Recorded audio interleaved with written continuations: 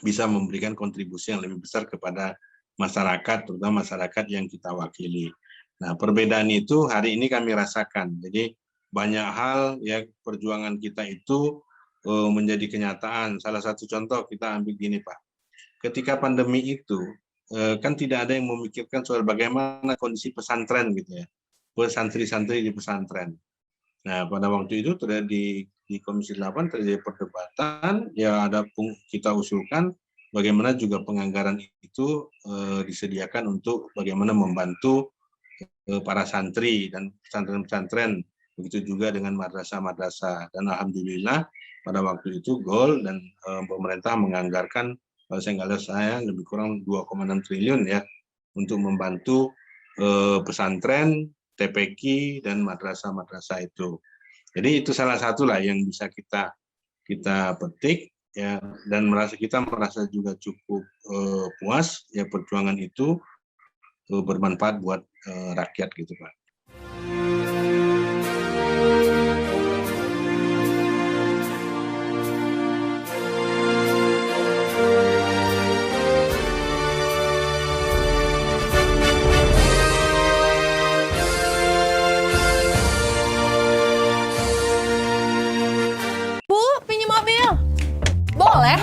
Tapi nanti anterin ibu arisan dulu, sama isin pulsa. Transferin buat bayar arisan, Terus nanti ambilin cash juga.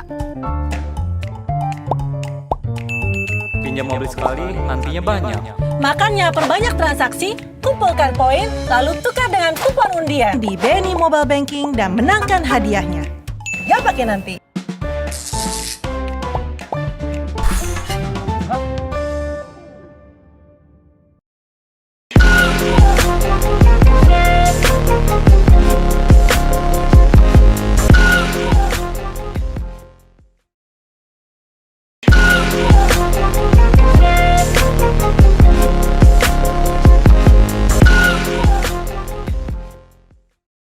Assalamualaikum warahmatullahi wabarakatuh. Waalaikumsalam warahmatullahi wabarakatuh. Bersama saya Bambang Satono di kanal Inspirasi untuk Bangsa. Mudah-mudahan kanal ini selalu bisa memberi inspirasi, motivasi, dan edukasi. Kami sedang mempersiapkan beberapa video wawancara dengan para legislator yang akan kami kumpulkan kira-kira 100 wakil rakyat untuk Indonesia. Mudah-mudahan nanti bisa kami bukukan. Nah, sekarang saya sudah bersama dengan salah seorang anggota DPR RI, yaitu Bapak Haji Muhammad Saleh, Sarjana Ekonomi. Beliau sekarang adalah anggota Komisi 8 DPR RI. Apa kabar Pak? Alhamdulillah, baik Pak Bambang. Sehat ya. Sehat. Bapak juga sehat selalu. Pak Soleh, mungkin bisa diceritakan ya kisah singkat Bapak lah. Mulai dari kecil, sekolah, kuliah, kemudian kelihatannya bisnis, baru kemudian terjun di bidang politik, dan saat ini menjadi anggota DPR RI. Monggo silakan Pak Soleh. Baik, terima kasih Pak Bambang. Ya, saya akan sedikit menceritakan kisah masa lalu dan kisah saya masa kecil. Saya dilahirkan di sebuah kota kecil di Provinsi Bengkulu, yaitu Kota Curup, Kabupaten Rejang Lebong, itu tanggal 10 Juli tahun 66. Nah, saya menamatkan sekolah dasar, kemudian SMP dan SMA di kota itu, dan samalah seperti pada umumnya anak-anak di masa itu, dan mungkin menjadi sejarah yang sekarang manis untuk dikenang bahwa kami juga berangkat dari keluarga yang sangat sederhana, ya keluarga yang mau dibilang bisa dibilang keluarga yang miskin lah pada waktu itu, dan saya menghabiskan hari-hari samalah dengan anak-anak kecil lainnya ya, di kampung begitu, dan setelah saya menamatkan SMA, saya pindah ke Kota Bengkulu di ibu kota provinsi, karena di sana ada universitas negeri, dan saya alhamdulillah diterima di Universitas Negeri Bengkulu. Itu mulai tahun 85. Jadi saya meninggalkan kota kelahiran saya itu tahun 85. Nah, saya melanjutkan pendidikan di Fakultas Ekonomi Universitas Bengkulu dari tahun 85 sampai tahun 90.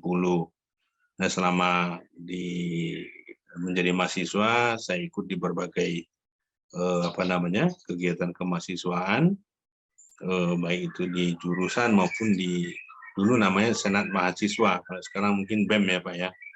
Nah, sekarang nama Senat Mahasiswa, dan alhamdulillah tahun 88 saya terpilih menjadi Ketua Senat Mahasiswa Fakultas Ekonomi Universitas Bengkulu. Nah, di sanalah berawal karir saya sebagai aktivis, ya banyak sekali kegiatan, baik itu kegiatan ilmiah, bakti sosial dan sebagainya. Kemudian juga kegiatan diskusi-diskusi yang kami lakukan pada waktu itu. Dan alhamdulillah itu menjadi bekal saya sekarang sebagai salah satu politisi lah ya, politisi dari Provinsi Bengkulu. Nah, saya menamatkan pendidikan di Universitas Bengkulu itu tahun 90, kemudian saya merantau ke Jakarta karena pada tahun 90 itu sulit sekali untuk mendapatkan pekerjaan, dan kebanyakan pekerjaan itu ya lowongan itu hanya ada di posisi untuk ASN, dan saya memilih jalur lain.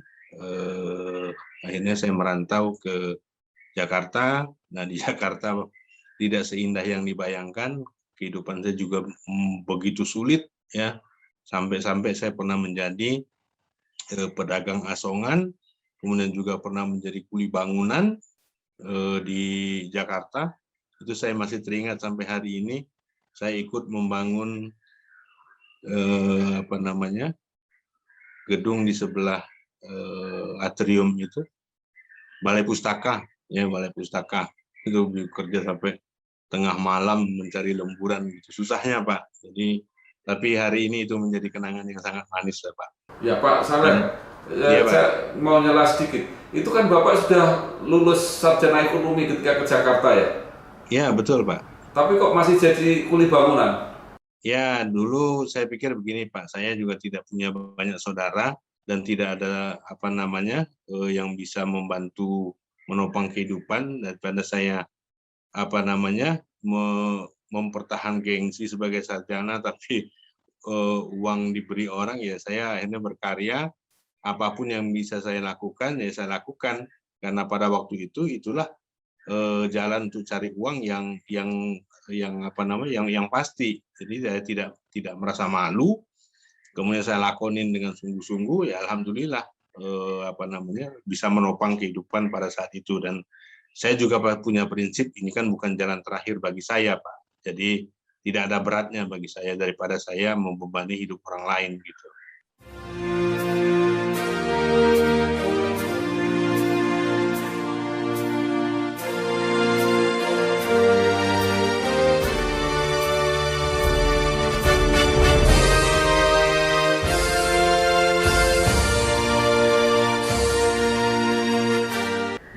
Terus bagaimana awal menemukan bisnis itu Pak?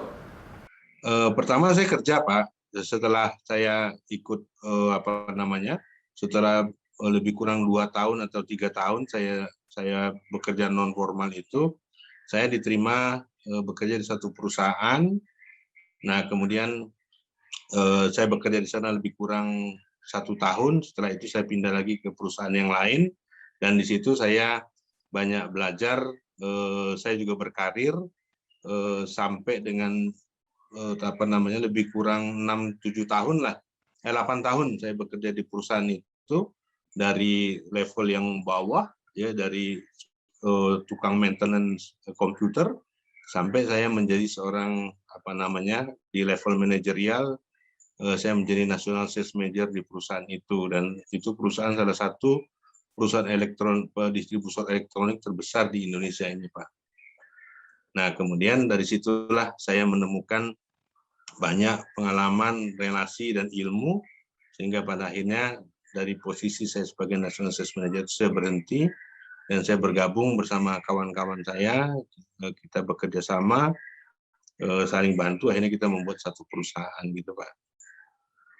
Bidangnya masih sama Pak ya, distributor sama persis Pak, sama ya. persis. Ya. Akhirnya sudah bisa menyaingi perusahaan yang dulu bekerja di situ atau seperti apa? Ya, jadi bahkan jujur jadi lebih besar punya kita, Pak. Oh, aduh. Ah, Iya. Nah, Pak Soleh, sekarang pertanyaannya, berarti Bapak sudah sangatlah atau cukup sukses di dalam bisnis. Tapi kenapa tiba-tiba memilih terjun ke bidang politik? Waktu itu jadi anggota DPD RI. Ya, saya sebenarnya waktu itu terus terang hanya apa ya? Saya lihat ada unsur coba-cobanya juga. Tapi saya juga berpikir begini, Pak. Pada tahun 2014 itu ya alhamdulillah secara material saya sudah, menurut ukuran saya itu sudah cukup mapan lah ya. Jadi saya berpikir mungkin masuk ke politik itu mungkin salah satu jalur, satu cara juga saya bisa memberikan kontribusi kepada daerah dan kepada negara. Nah, memang kalau di perusahaan kita kan kontribusi kita melalui salah satunya terhadap merekrut banyak tenaga kerja, karena kita usahanya retail ya, jadi tenaga kerja itu juga cukup banyak, ribuan gitu, Pak.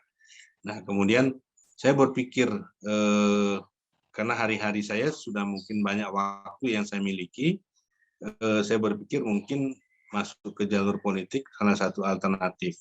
Nah, saya lihat kawan-kawan lagi rame gitu ya, Pak ya. Saya akhirnya mencoba. Nah, saya waktu itu berkalkulasi juga, kalau saya masuk ini saya tidak boleh kalah.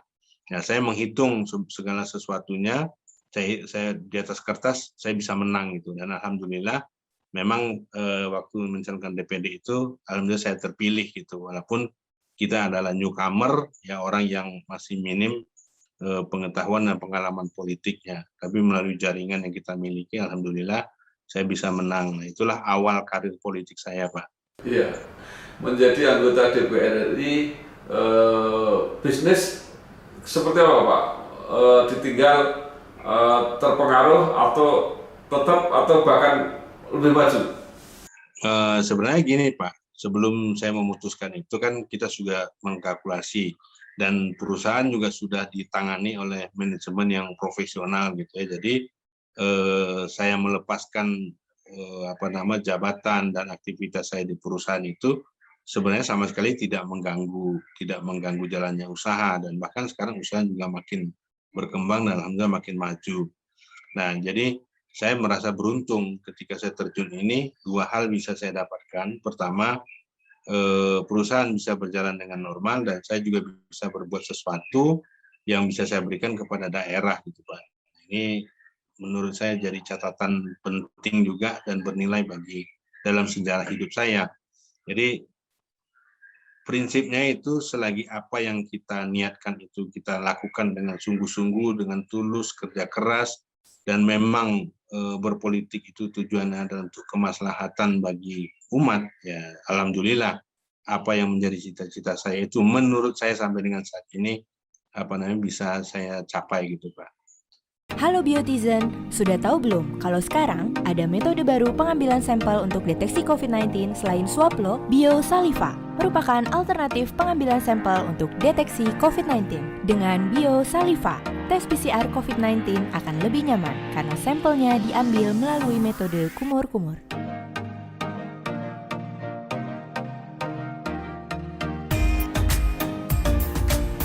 Tes PCR COVID-19 aman dan nyaman. Biosaliva aja.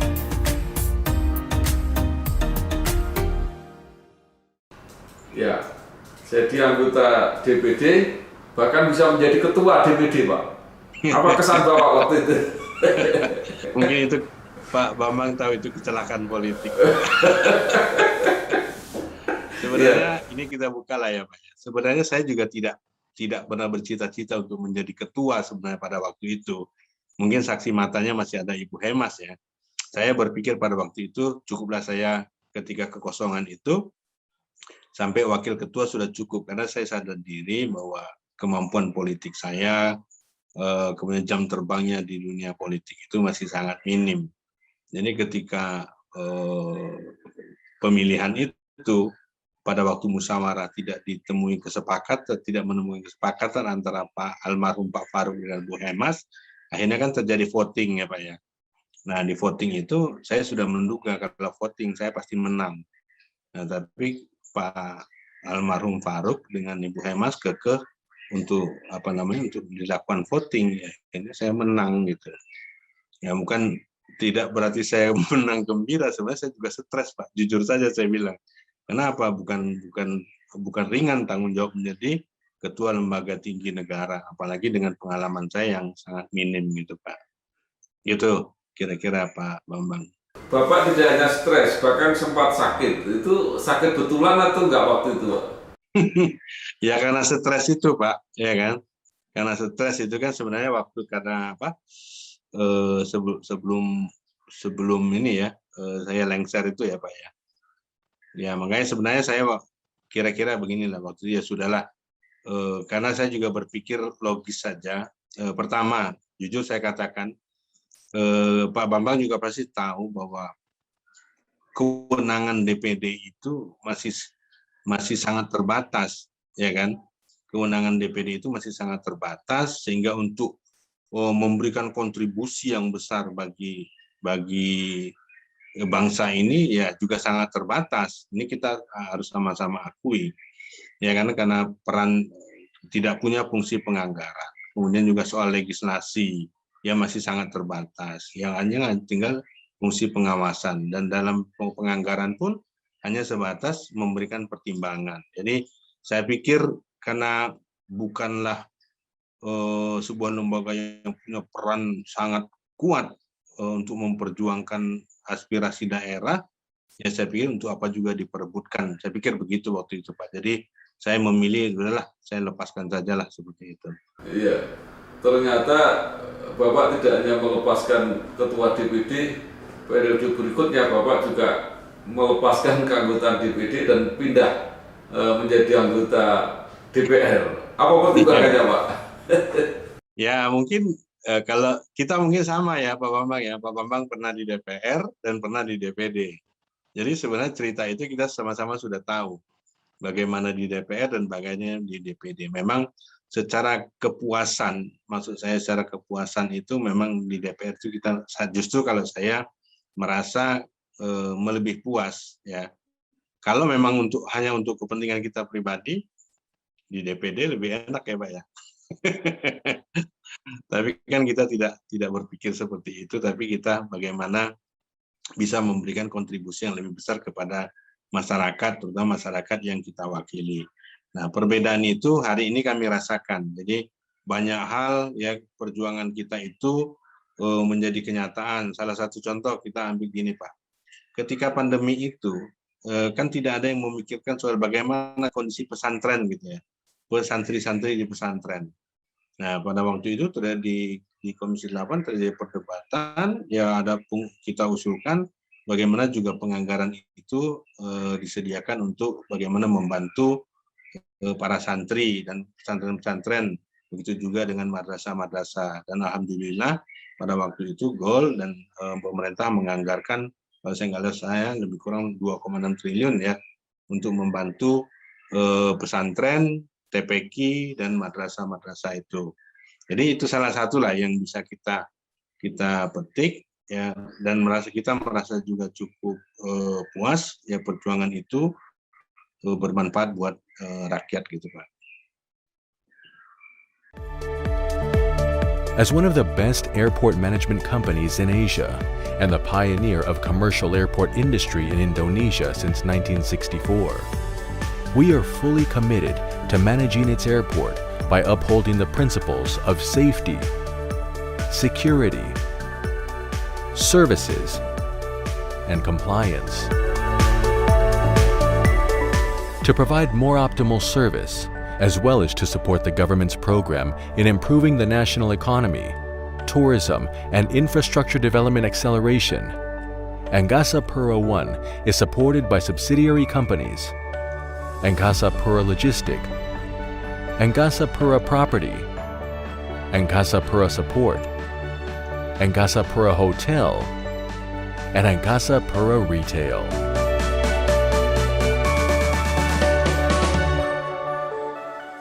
Pak Saleh merasakan bahwa di DPR RI ini apapun lebih konkret, lebih kelihatan.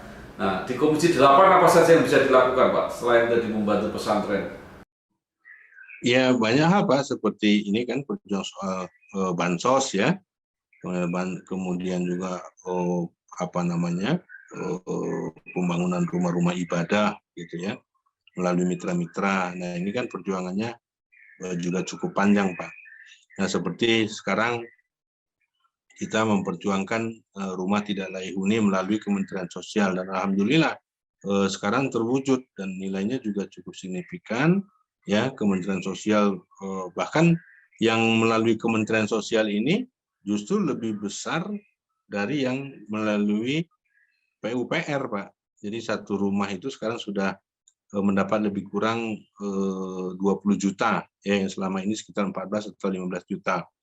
Dan itu kemarin saya terakhir melakukan reses, saya melakukan monitoring pembangunannya juga sangat-sangat puas kita melihatnya Pak. Jadi rumah yang tidak layak huni itu bahkan mereka membangun ditambah dengan uang swadaya dan bantuan dari masyarakat kita, rumahnya itu jadi bagus-bagus, tidak kalah dengan rumah-rumah perumahan di BTN itu.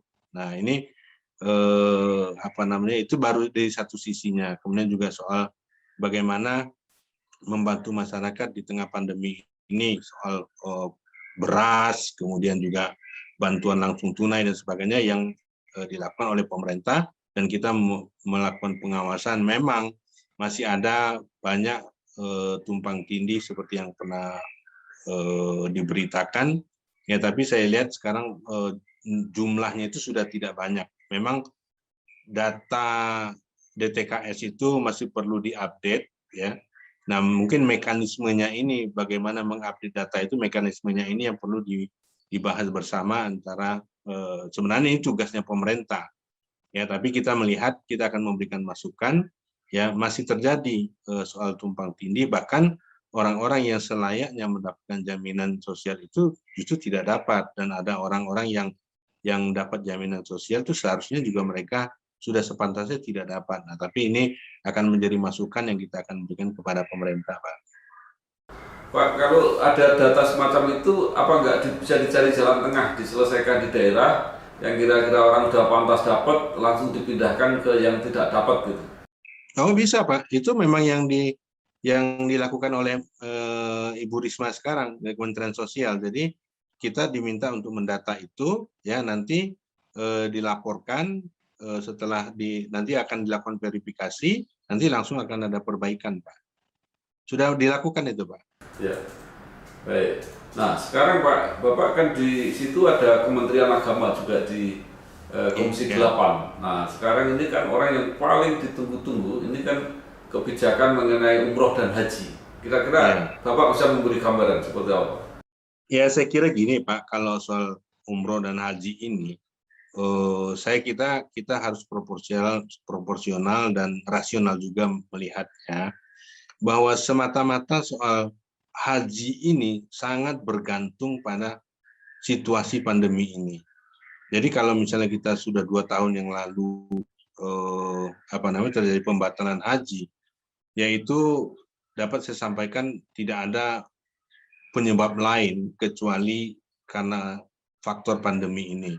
Ya, saya juga sependapat ya, keselamatan jamaah itu lebih penting daripada ibadahnya juga, karena kan banyak beredar soal uang haji, pemerintah Indonesia punya hutang di luar, itu semuanya hoax lah ya. Semata-mata pembatalan haji itu karena urusan pandemi. Nah, bagaimana ke depan tahun 2022? Ya walau-alam sangat bergantung pada situasi pandemi ini.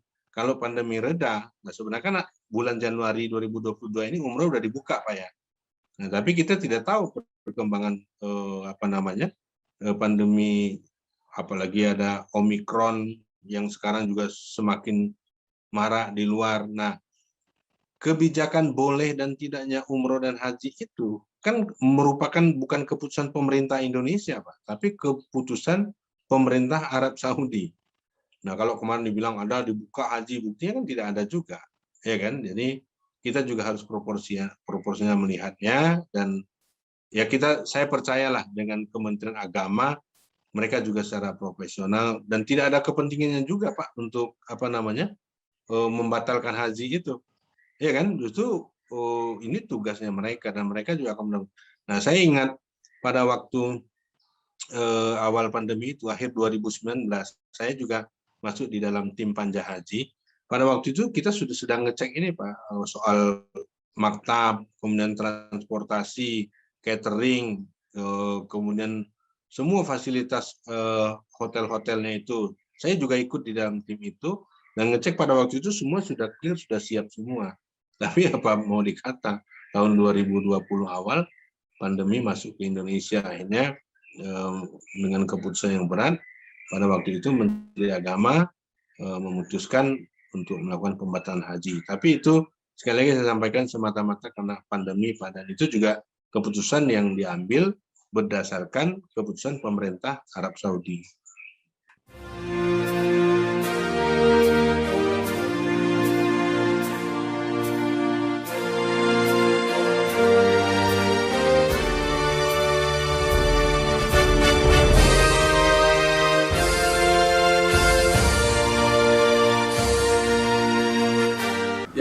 Pak, seandainya haji nanti mulai dibuka kembali, kita kan punya persoalan, yaitu yang sudah tertunda sampai 2 kali. Nanti kalau mundur lagi tertunda sampai 3 kali. Itu bagaimana pemikiran mengenai simulasi pengaturan yang bisa berangkat itu? Apa tetap urut kacang dari yang dulu diprogramkan lebih awal akan berangkat lebih dulu seperti itu? Ya, kayaknya pasti seperti itu Pak. Urut kacang nanti Pak. Jadi saya yakin ini, tapi ini bukan menurut perkiraan saya, kalau pandemi ini belum hilang sama sekali, walaupun ada pemberangkatan, ada kemungkinan juga akan terjadi pembatasan. Mungkin soal umur, kemudian juga soal vaksin, dan saya prediksi mungkin juga jumlahnya tidak akan, porsi yang kita dapatkan tidak akan sebesar yang ada selama ini, karena kemungkinan akan ada pembatasan itu. Nah, yang mudah-mudahan sih itu tidak terjadi. Ya, kita semua berharap bahwa pandemi ini segera berakhir dan porsi jemaah haji Indonesia itu sama seperti sebelumnya. Ya. Baik Pak, sekarang kembali ke program Pak Muhammad Saleh sendiri. DPD sudah pernah, kemudian pindah ke DPR RI, sekarang merasa lebih bisa berperan. Nah, apakah nanti 2024 akan tetap jadi legislator lagi, atau siapa tahu dikendaki untuk memimpin daerah misalnya, kan Pak Soleh ini pindah-pindah seperti itu kan nggak ada masalah. Gimana Pak Soleh? Ya gini aja Pak, saya pada intinya begini, bagi saya pengabdian itu dimanapun tidak menjadi persoalan. Yang penting kita bisa berbuat dan bermanfaat buat orang banyak. Ya, mungkin itu prinsip utama yang saya pegang. Jadi saya sudah banyak jauh meninggalkan kepentingan pribadi, tapi justru hari-hari ke depan ini mudah-mudahan saya lebih banyak bisa berbuat dan bermanfaat buat masyarakat, khususnya masyarakat di Provinsi Bengkulu. Ya, saya juga mengikuti sunnah Rasul, bahwa sebaik-baik manusia itu adalah orang yang paling banyak manfaatnya buat orang lain. Itu akan menjadi pedoman, sudah menjadi pedoman dalam hidup saya. Mungkin begini Bapak juga bisa lihat, Bapak bisa saksikan, Bapak bisa cross check ke daerah. Apapun yang saya miliki, apa yang saya dapatkan selama saya menjadi anggota legislatif ini, semuanya juga saya kembalikan buat kepentingan masyarakat. Jadi bagi saya pengabdian itu di mana saja. Nah, soal apakah nanti masuk tetap di legislatif atau nanti masuk eksekutif menjadi kepada yang sebagainya, ya saya akan mengalir saja Pak. Nanti kita lihat yang mana yang paling maslahat buat umat, ya kita ikutin ke situ gitu. Dan juga kan kalau kita di partai politik ini kan ya manut juga apa yang diminta oleh partai. Jadi ya nanti kita lihatlah perkembangannya, apakah partai untuk menyarankan kita turun ke tetap di legislatif atau turun ke eksekutif, nanti kita manut lah. Tapi bagi saya yang terpenting pengabdian itu di mana saja, kapan saja, ya saat kita dibutuhkan kita bisa bermanfaat.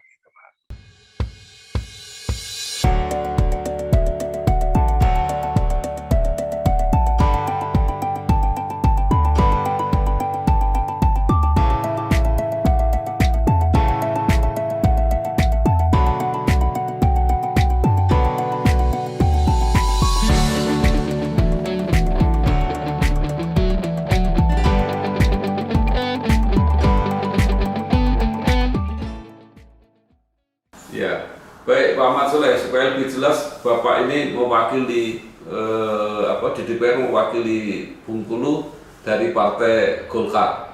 Ya. Nah, sekarang Bapak bisnis sukses, jadi anggota wakil rakyat juga sukses. Mungkin ada nggak yang bisa dibagi kepada generasi muda, generasi berikutnya yang ingin berkarir seperti Bapak? Sebenarnya apa prinsip-prinsip apa ketika mengurus kehidupan pribadi, kemudian mengurus bisnis, dan di dalam pengabdian politik?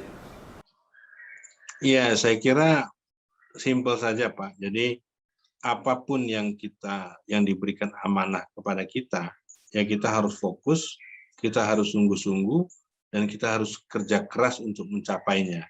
Jadi saya pikir karena kami di bisnis itu sudah terbiasa kerja keras dan fokus itu Pak. Jadi ketika terjun ke dunia politik ini sebenarnya sudah tidak berat lagi. Ya, di bisnis itu lebih berat perjuangannya. Nah, saya sampaikan juga kepada generasi muda Indonesia ya, yang nanti ingin juga suatu hari ingin terjun pengabdiannya di dunia politik. Lebih baik kita mapankan dulu. Artinya begini. Secara integritas karakter kita itu sudah baik, kapasitas intelektual kita juga sudah mumpuni. Kemudian juga secara finansial kita juga sudah mumpuni, sehingga ketika kita masuk ke dunia politik, ranahnya politik, yang banyak sekali godaannya itu, kita sudah tidak tergiur lagi. Kenapa? Semua itu kita sudah lalui. Jadi ada hal yang memang berbeda di antara bisnis dengan politik itu, tapi saya berusaha untuk menyesuaikan, dan terus terang kalau saya sudah hanya satu tujuan pikiran saya, dan insya Allah akan selalu memberikan petunjuk kepada saya bahwa yang saya lakukan pada hari ini sebagai anggota legislatif itu semata-mata untuk kepentingan umat, ya, untuk kejayaannya bangsa ini. Jadi saya makanya saya ditaruh, orang bilang Komisi 8 itu komisi air mata. Wah, saya bilang ini Komisi 8 nih komisi mata air. Saya bilang bagus di sini, ya kan? Justru saya gembira, kalau bisa jangan dipindah-pindahkan. Di sinilah tempat bagaimana kita mengurusin umat, bagaimana kita juga membantu rakyat miskin, bagaimana kita juga ketika menghadapi bencana, karena salah satu mitra kita juga ada BNPB dan sebagainya. Bagaimana juga mengupayakan peningkatan zakat dan orang-orang kelompok-kelompok kaya tumbuh kesadaran untuk membayar zakat, dan bagaimana juga kelompok-kelompok penerima zakat itu nanti harus berjuang keluar dari kemiskinan sehingga menjadi pembayar zakat. Ini sangat menarik Pak. Saya mengikuti ini dan saya menikmatinya Pak. Jadi ya memang saya tidak bermain di levelnya elit, tapi saya masuk ke grassroots yang itu sangat saya nikmati gitu Pak.